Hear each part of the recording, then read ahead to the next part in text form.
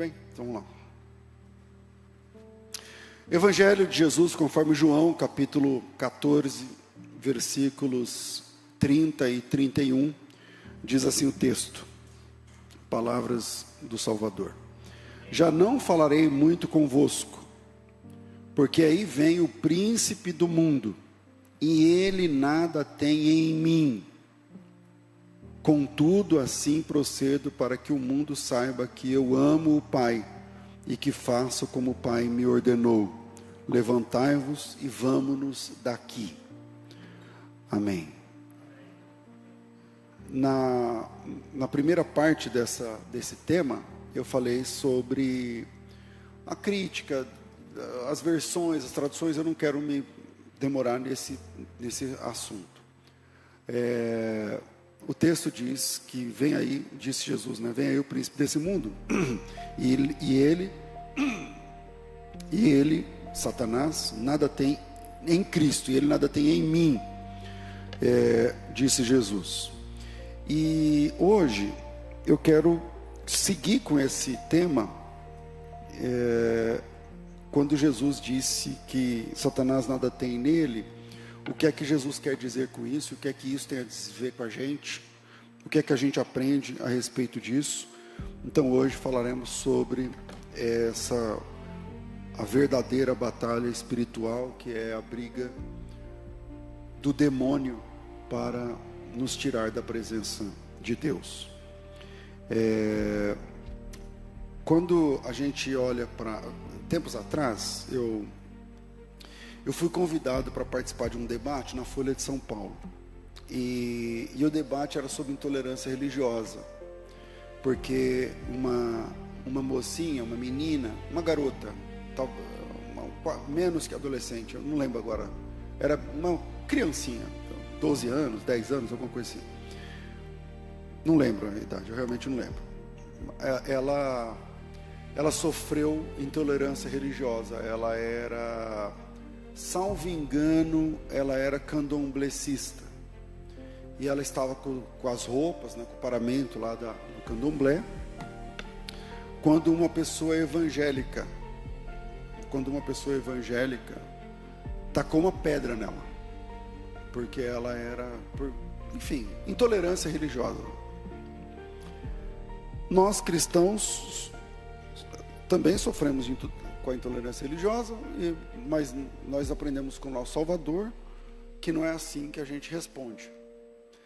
Então o pessoal da Folha de São Paulo me fez um convite e eu falei, tá bom, eu vou aí participar, é um debate. Ela falou, mas é um debate, você vai debater com um pai de santo, que não sei o quê. Eu falei, tá bom. E aí eu fui. Aí quando eu cheguei lá, estava um pai de santo, ele era doutorando em alguma coisa que eu não lembro agora, e ele estava com todo paramentado, não sei quem lembra, ele estava todo vestido, né, paramentado com a roupa, né, ele também era candomblessista. E foi interessante, porque esse é o único debate que a Folha de São Paulo tirou do ar depois. Porque eles achavam que ia ser uma coisa e não foi muito bem. Porque a primeira pergunta que a moça fez, ela falou para mim, que o senhor, vocês que são evangélicos, né, por que tanta perseguição contra... E depois eu fui ver que ela era da mesma religião que o pai de santo. E aí ela falou, por que é essa perseguição, não sei o que e tal. Eu falei, é muito bom tocar esse assunto, porque eu faço parte da turma mais perseguida, né, que é o cristianismo. E ela falou para mim, qual é a fonte? Eu falei, a fonte é a Folha de São Paulo, que você trabalha. A fonte é vocês. Porque um dia antes, na Folha de São Paulo, você sabe que tem um ex-paquito, que chama, acho que é Alexandre, que ele é um grande missionário na África, não sei quem sabe, eu conheço ele, já tive com ele algumas vezes, e a casa dele tinha sido incendiada pelo pessoal do Boko Haram, e tinha tido, acho que morte, não sei o que, invadiram lá a igreja, destruíram tudo, sequestraram meninas e tal, e tinha saído na Folha de São Paulo, não sei se no mesmo dia do meu debate ou um dia antes. E eu falei, a fonte é vocês são a fonte, porque aí tal dia aconteceu isso, tal dia, enfim, tiraram o debate do ar. Mas eu estou falando isso porque obviamente que nós cristãos não podemos ser intolerantes. Não podemos ser intolerantes. E o que isso tem a ver com o tema, o que isso tem a ver com a continuação desse estudo, desse sermão, o que isso tem a ver? Veja, nós aprendemos, até de forma irresponsável, que se você estiver andando numa encruzilhada e tiver lá um trabalho, você não pode relar. Não foi assim que ensinaram? Você não pode relar. Se você relar, pega em você. Alguma coisa pega em você. Se tiver lá um sapo, uma vez, enfim, eu não vou voltar aqui, senão eu tenho muita experiência nessa área aí, né? E aí eu vou lembrando das coisas, né? Mas eu vou ter que falar rapidão, eu já venho, já volto aqui. Uma vez, e eu era desse ramo, né? Mas aí, uma vez eu encontrei um sapo com a boca costurada, não sei, alguém já achou? Horrível. Um sapo com a boca costurada, dentro da boca do sapo tinha uma foto. Como que eu sei? Porque eu descosturei a boca do sapo. Falei, pelo amor de Deus, você está entendendo? Então, aí, se você vê, então é um problema tal. E aí eu me lembro que um dia eu levantei cedo para ir comprar pão, e tinha um trabalho feito. Minha casa, a frente da minha casa era o centro do meu pai. E aí eu acordei de manhã para comprar pão, e tinham feito um trabalho contra a gente. Não sei, eu era muito criança, talvez eu tinha uns 7 anos, 8 anos, menos de 10 anos, e tinha, não sei se é porque eu era pequeno, mas para mim era uma poça desse tamanho assim de sangue, mas muito grande, e o sangue já tinha talhado, estava dessa grossura assim, de porco. E aí começou todo mundo do nosso centro que eu fazia parte, do nosso esquema, da nossa corrente. Aí começou todo mundo a ficar desesperado. Não, a gente vai ter que fazer um trabalho, não sei o que, tal. Depois que eu me converti, eu fui percebendo que esse medo, está também na igreja evangélica. A igreja evangélica também superestima esse tipo de coisa.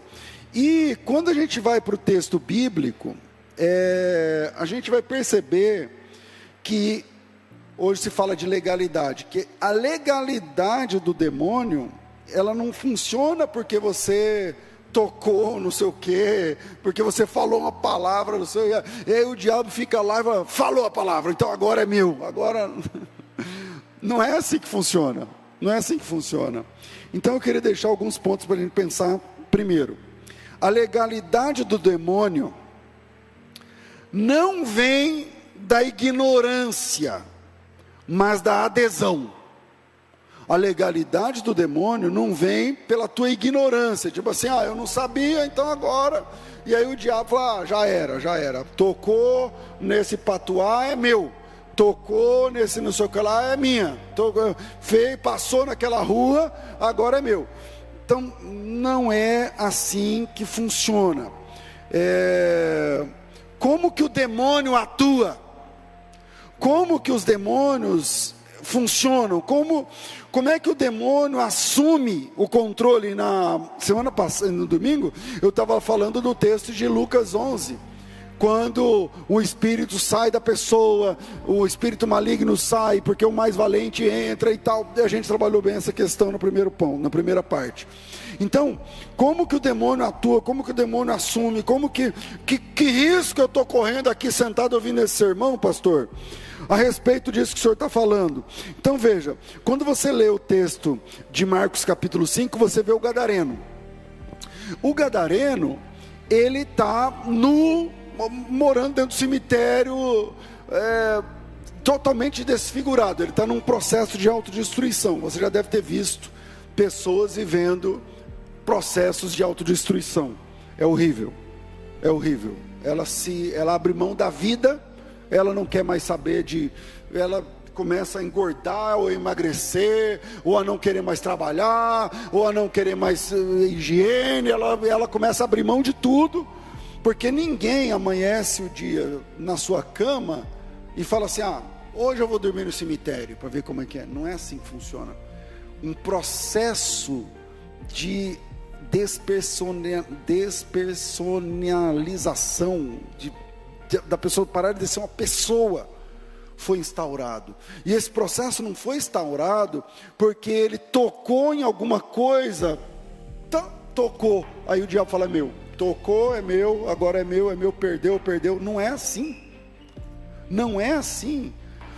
O trânsito ou o acesso do demônio na tua vida pode acontecer, não porque você passou numa rua, pisou não sei o que lá, colocou o sapato de não sei quem, falou aquela... Não vem com esse trânsito de demônios, o acesso de demônios. Pode acontecer não porque você tocou alguma coisa ou comeu alguma coisa, mas ele acontece quando você valoriza coisas que o demônio valoriza. Quando você assume a doutrina dos demônios e não de Deus.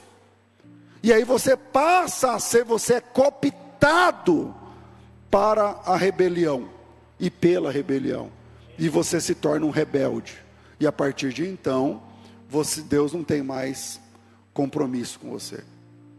Veja um texto que nem está no meu sermão aqui, é primeiro livro de Samuel, capítulo 16, versículo 14. Se tiver errado eu posso rever, mas eu acho que é isso. Talvez seja o segundo livro, mas é o primeiro. Capítulo 16, verso 14, diz assim, e o Espírito do Senhor Deus, é esse texto? Retirou-se de Saul, e o assombrava um espírito mau da parte do Senhor. Esse texto para mim é um dos textos mais tristes da Bíblia. Eu acertei o texto? 16, 14, eu falei o qual? Falei, por aí. Veja bem, o Espírito do Senhor retirou-se de Saul e o assombrava, ou atormentava um espírito mau da parte do Senhor. Veja, não é que Deus tem um estoque de espíritos malignos lá, e ele fala: você vai para ela, você vai para ele, você... Não é isso, porque a primeira impressão é essa. O Espírito do Senhor retirou-se de Saul e o assombrava um espírito mau da parte do Senhor.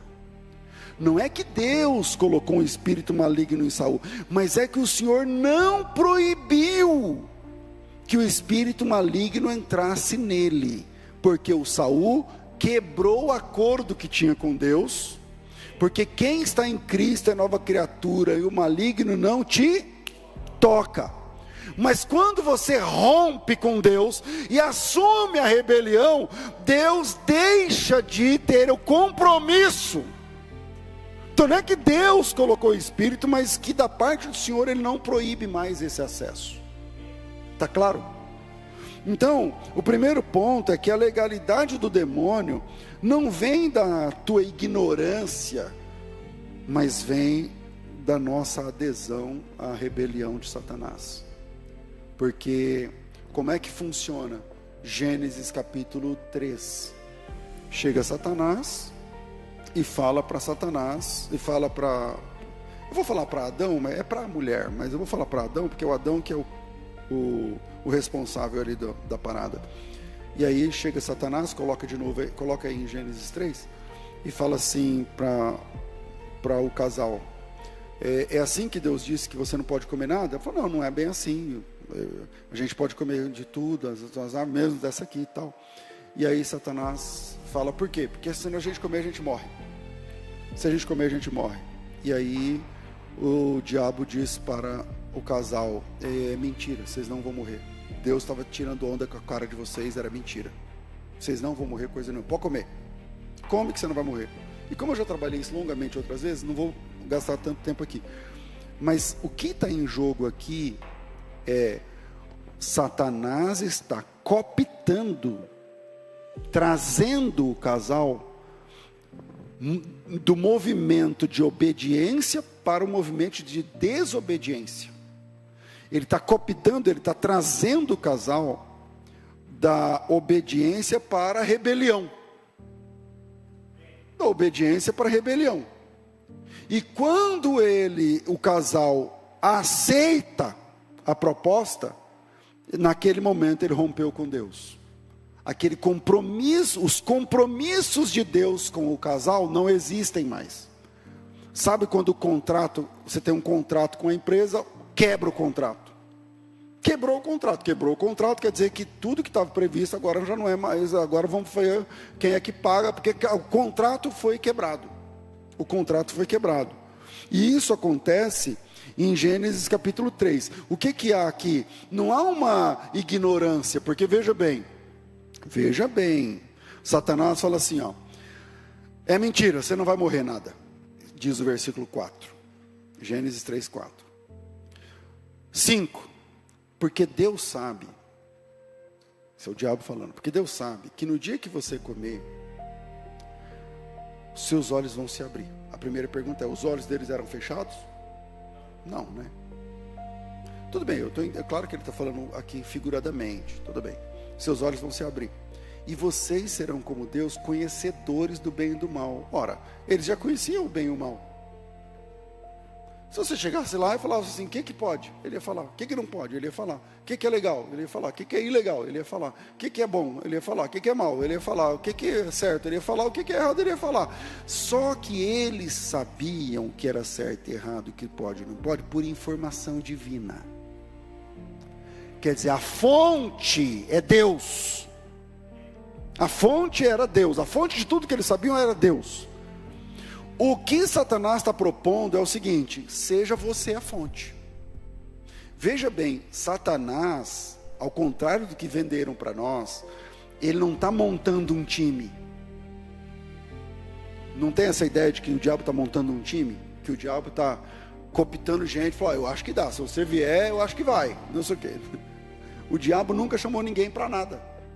Na Bíblia, nas 4 linhas da Bíblia, o diabo nunca saiu convidando pessoas para um negócio. Você está entendendo? O que acontece é, ele está convidando você para se tornar um rebelde, por si. Tanto que o diabo não disse assim, ó, eu tenho uma proposta para te fazer, vem para o meu lado. Não, o diabo falou, não, seja você. Decida você o que você pode fazer, faça o que você quiser, não é o que eu quero, o que você quiser. O que você achar legal, coma da árvore que você decidir. Porque se você comer da árvore que você decidir, você vai ser como Deus. Porque, como assim você vai ser como Deus? Você vai definir bom e mal. Você vai decidir o que é certo e errado. Você vai decidir o que pode e o que não pode. Então, o primeiro ponto é que a legalidade do demônio, ela não vem da nossa ignorância, mas da adesão à rebelião. É quando você faz parte da rebelião. Então aqui, sentado me ouvindo, seguramente tem 2 tipos de pessoas. Uma delas, um dos tipos, é o pessoal que faz parte da rebelião contra Deus. Pastor, como que eu sei que time eu sou? Se você faz parte da rebelião, tudo é como você quer. É você que decide. Porque essa é a tônica da rebelião. A tônica da rebelião é como que você quiser. Faça o que você decidir. Seja você como Deus. Você decide bem e mal. Você escolhe o que pode e o que não pode. Se você decide o que pode e o que não pode, então você faz parte do time dos demônios, de Satanás, da rebelião e dos rebeldes.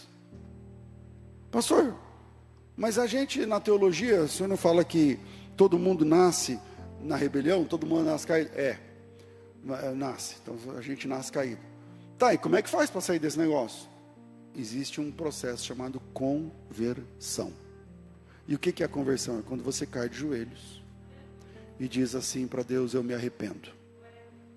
Eu me arrependo porque enquanto eu vivi errado, eu dizia que eu que quero, eu que decido, bom é o que eu quero, certo é o que eu decido, errado é o que eu falo, pode o que eu decido, não pode o que eu decido, e enquanto isso, eu vivi um inferno e eu estava caminhando para o inferno.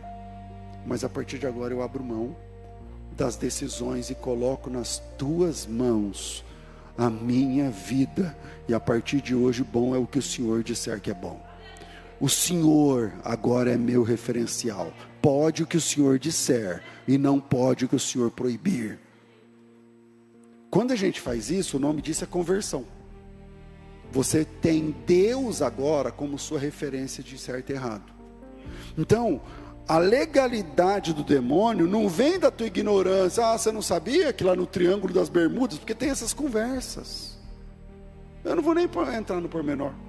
Mas tem esses barulhos que tem um demônio que age aqui em Campinas.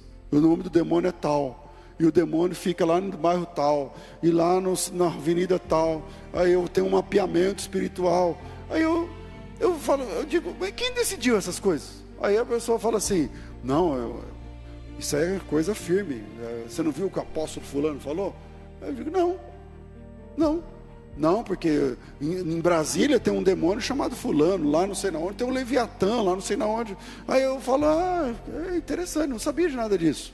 E quem decidiu isso? De onde vocês arrumaram essa? Qual é a fonte dessa informação? Não, o próprio diabo fala. Mas ele não é o pai da mentira? Então.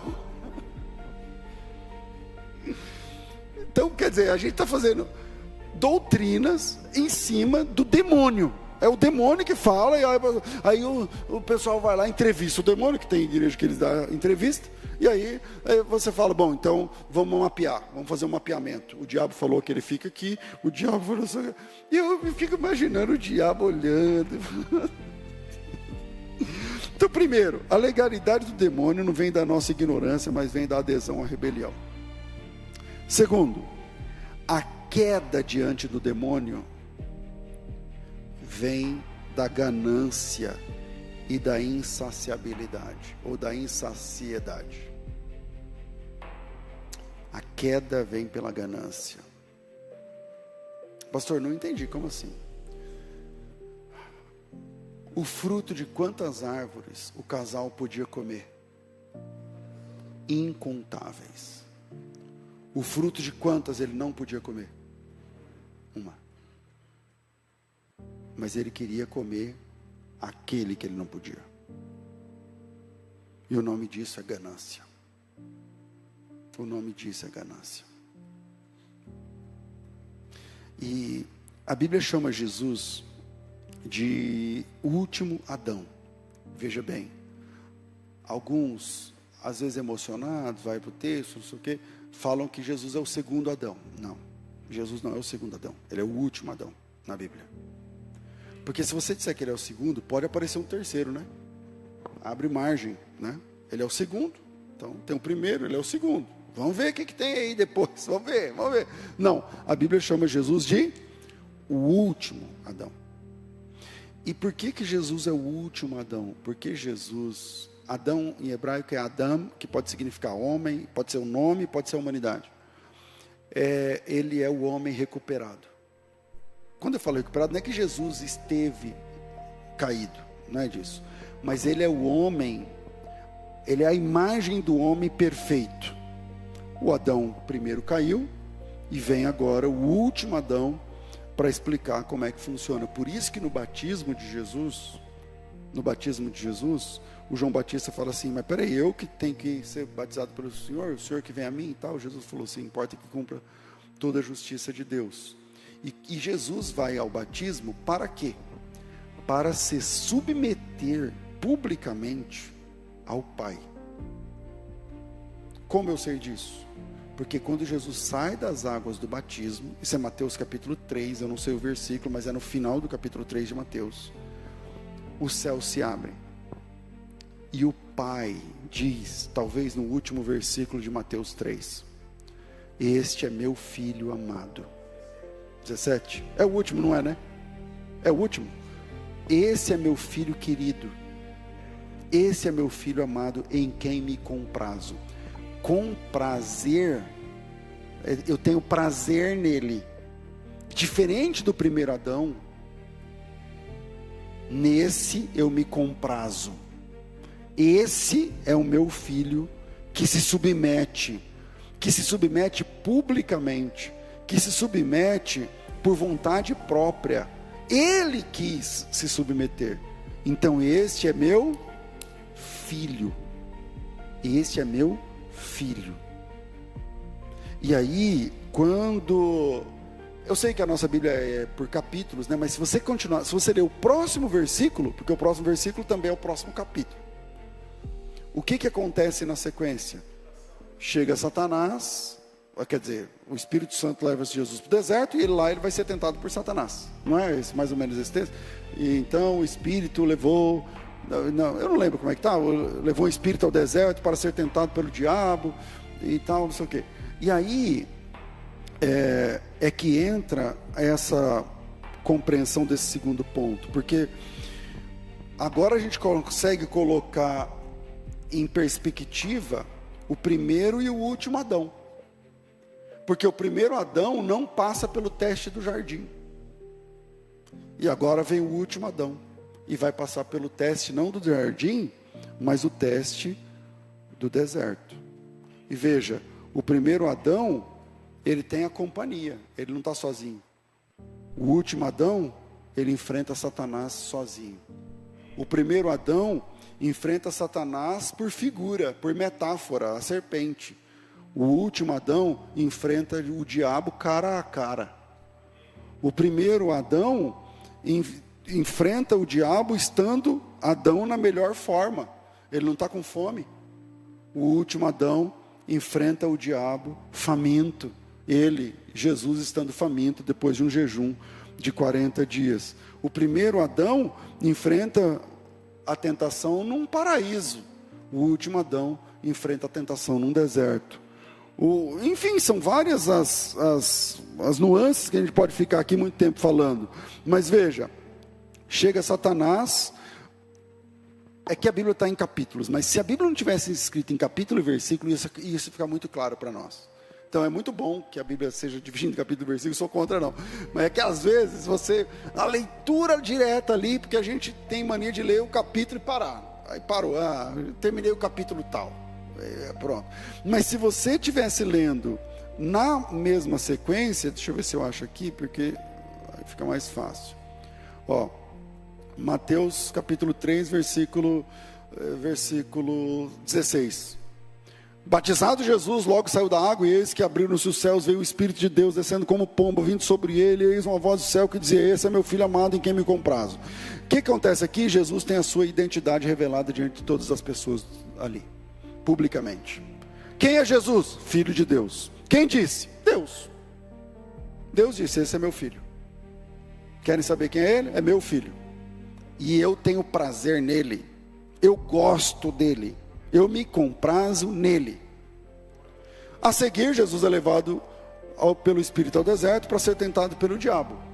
E aí depois de jejuar 40 dias, 40 noites, teve fome, vocês conhecem o texto. E vem Satanás. Não vou gastar tanto tempo nesse capítulo 4, porque não é o assunto, mas Satanás, na tentação, ele oferece para Jesus a ideia de transformar a pedra em pão. Ele aconselha Jesus a pular do precipício, e ele pede a Jesus que se prostre, que caia de joelhos diante dele, Satanás. Oferta, conselho, pedido. Ele oferece uma pedra, ele aconselha um precipício, e ele pede que ele se quede diante de Satanás de joelhos, que ele se prostre diante de Satanás de joelhos. Ele quer derrubar Jesus. Eu vou pegar só o último. Ele quer ver Jesus prostrado aos seus pés, e para isso lhe oferece os mundos. Lembra desse texto? Tudo isso ele leva para um alto monte, e versículo de número 8, levou o diabo ainda num monte muito alto, mostrou-lhe todos os reinos desse mundo e a glória deles, e disse: tudo isso te darei se você cair de joelhos diante de mim. Tudo isso te darei se prostrado me adorares.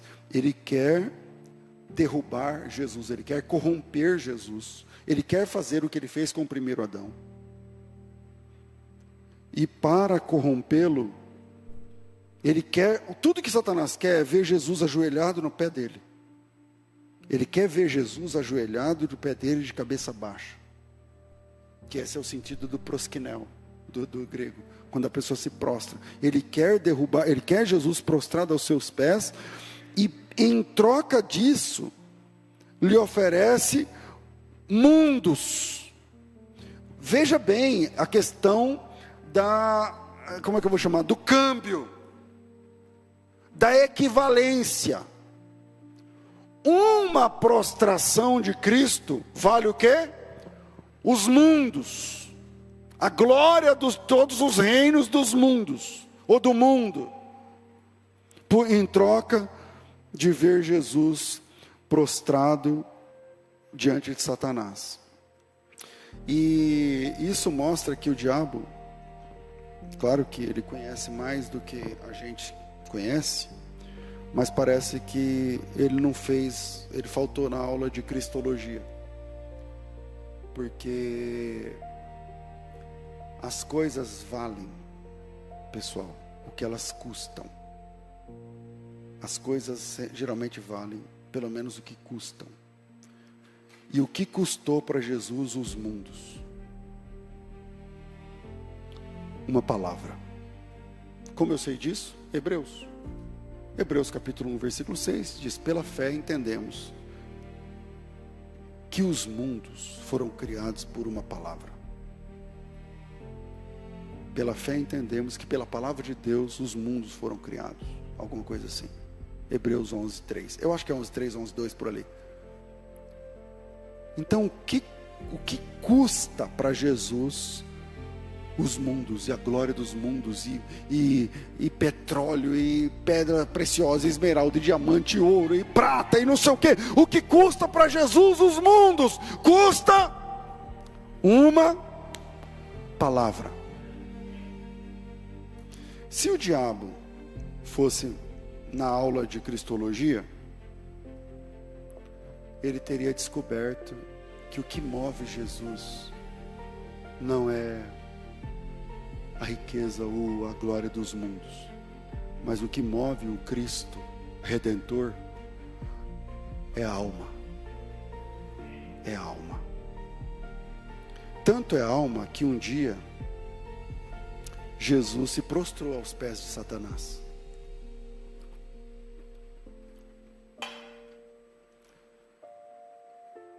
O diabo não queria ver Jesus prostrado aos seus pés? Ele teve. Quando? Quando Satanás entrou em Judas e o Cristo viu que uma alma estava se perdendo, ele rapidamente pegou uma bacia e se curvou diante dos pés de Judas, tendo Satanás dentro dele. Aí está o Cristo prostrado diante do demônio, mas não para negociar, mas para buscar resgatar uma alma que estava se perdendo. Porque para Cristo, o que move o Salvador é a alma das pessoas e não os mundos.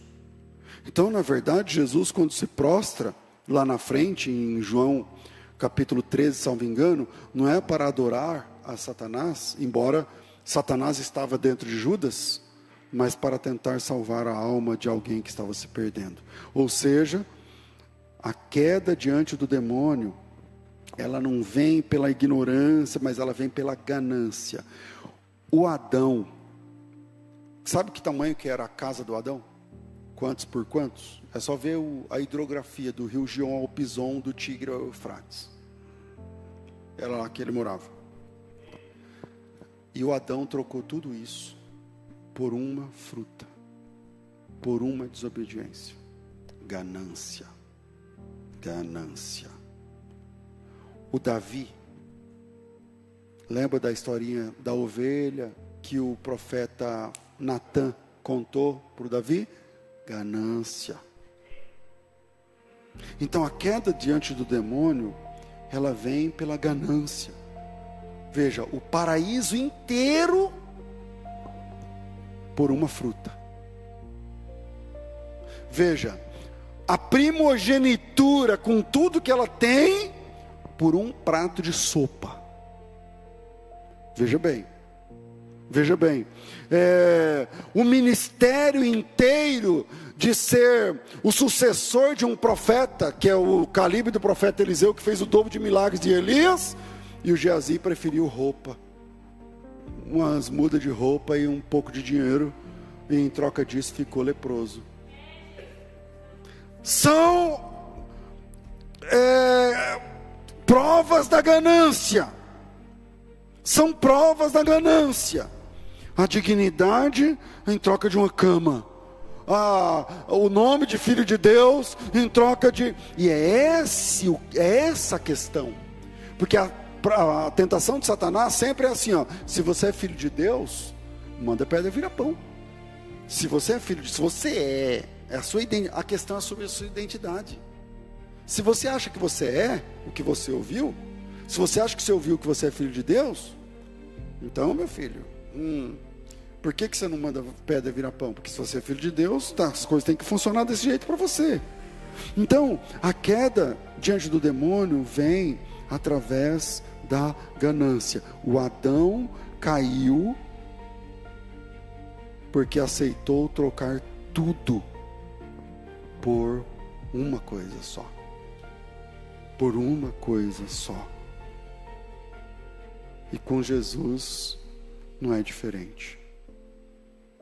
Porque quando chega Satanás, ele tenta fazer com Jesus a mesma esquema. Ele vai tentar, ele vai pegar... Tem um ditado, eu não lembro quem falou esse ditado, eu não vou conseguir lembrar. Ele fala assim, o diabo é muito eficaz como tentador, mas não é porque ele é poderoso, mas porque ele é velho. Aí a pessoa fala, como assim? É porque quantos igual você já derrubou, né? Aí chega você fala, não, comigo vai ser diferente. O diabo fala,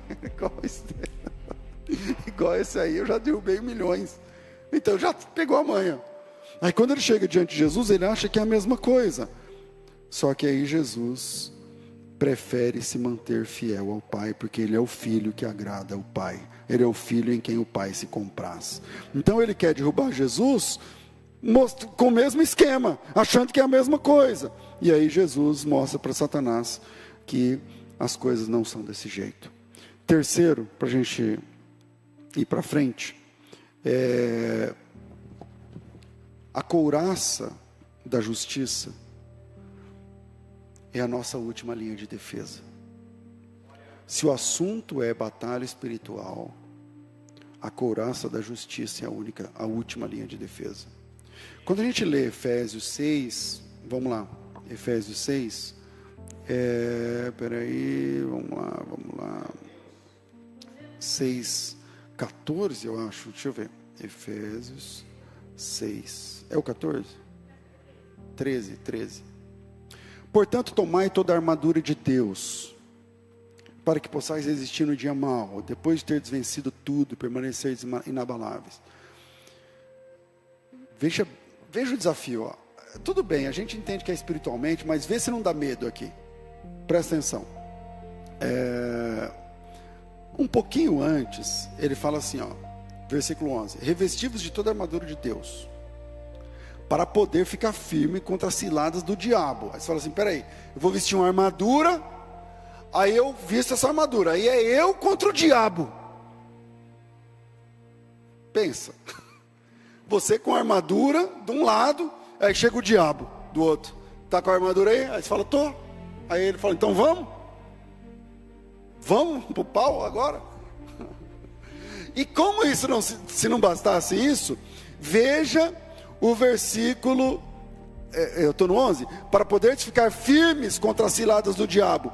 Aí o 12, aí você fala assim, tá, mas e agora? 12, porque a nossa luta, então você está com a armadura, mas a sua luta não é contra carne nem sangue.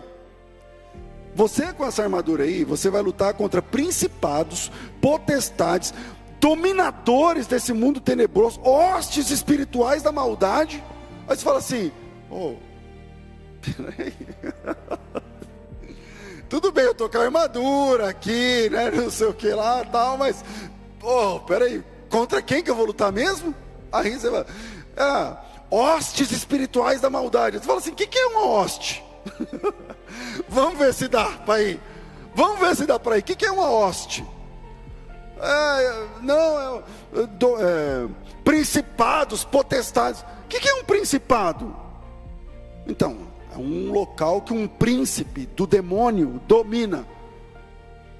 Aí você fala, e eu vou? Mas fica tranquilo, você está com a armadura de Deus. Aí você olha na armadura, você fala... Você olha na armadura, você fala, essa armadura, será que, como é que... Né?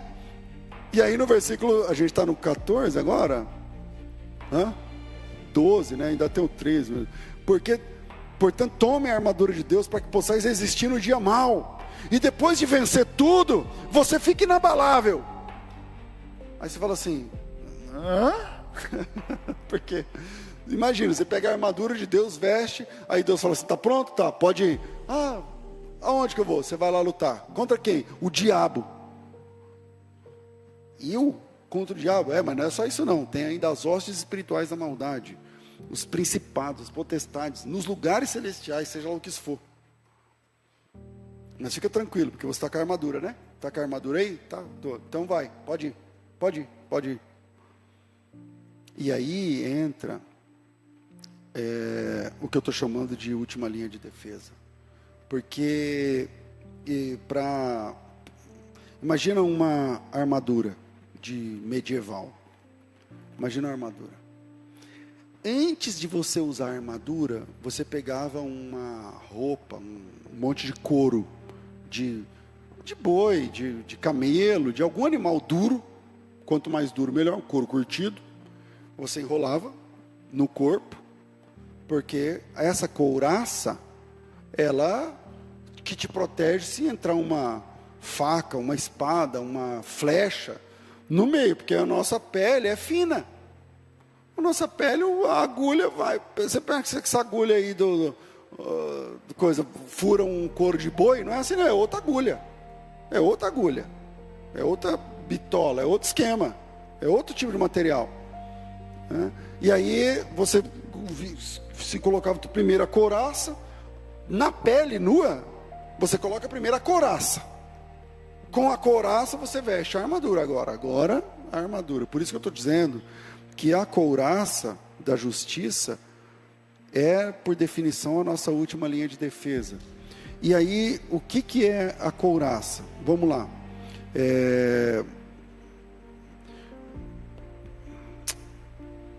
A couraça é um couro de um outro animal, que não é da tua espécie. Ele é mais forte que você. E ele teve de morrer para te proteger. Isso está falando sobre o quê? Isso está falando sobre o quê? É o sangue de Cristo. É Jesus Cristo que te provê a couraça da justiça. Porque Ele se fez justiça por nós. Ele morreu no nosso lugar. É o sangue vertido, assim como o couro do boi. O boi tem que morrer para poder prover o couro para você enrolar na mão e ir para a guerra e ter uma couraça.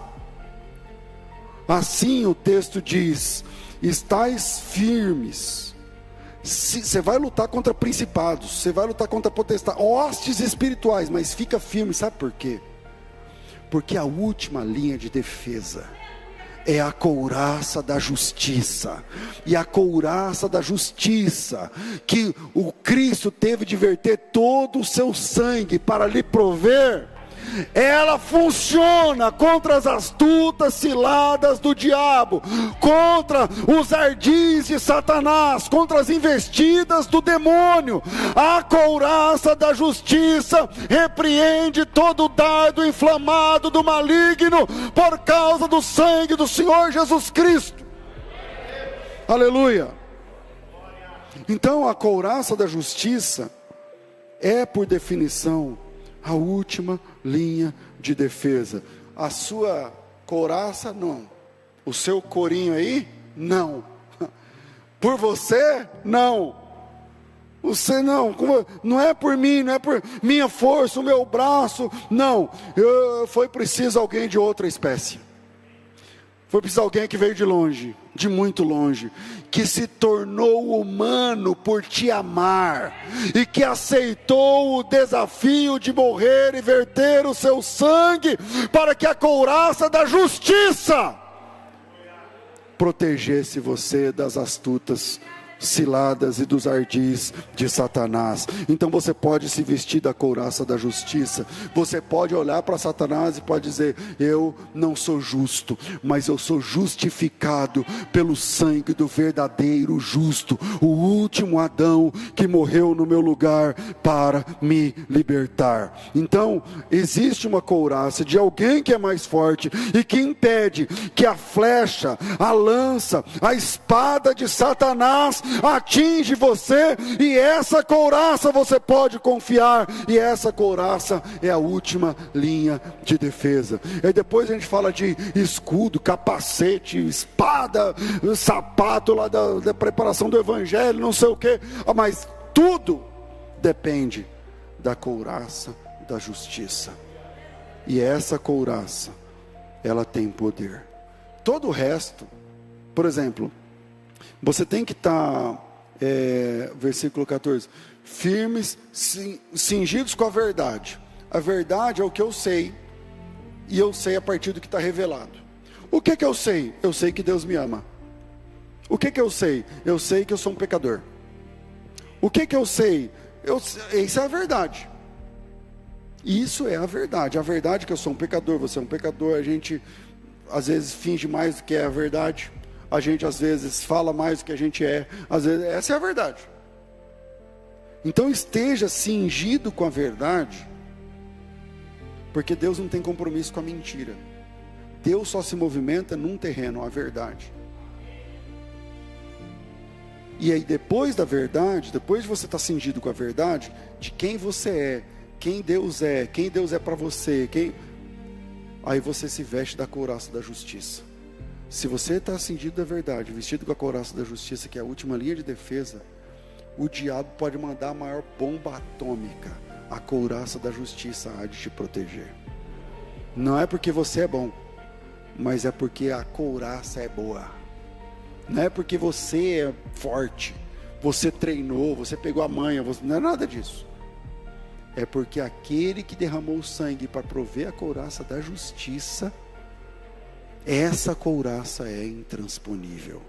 O dardo inflamado do maligno bate na couraça, pode vir com a força que for, às vezes fica a marca por dentro para você, fica o hematoma, mas a couraça da justiça nunca será rompida, porque a couraça da justiça é, por definição, a última linha de defesa.